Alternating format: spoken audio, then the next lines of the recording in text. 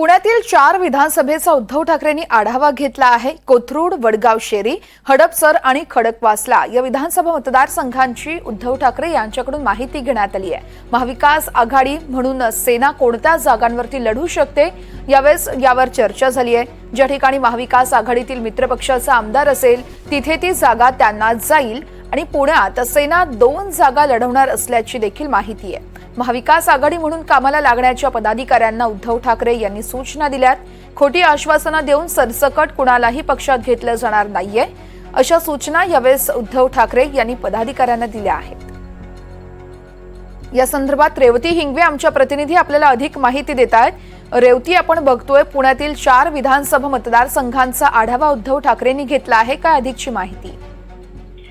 नक्कीच वर्षा, आपण जसं बघतोय की विधानसभेच्या पार्श्वभूमीवरती महाविकास आघाडी असू दे किंवा महायुती असू दे, वेगवेगळ्या बैठका आणि त्यांचे अंतर्गत सर्वे हे देखील चालू आहेत।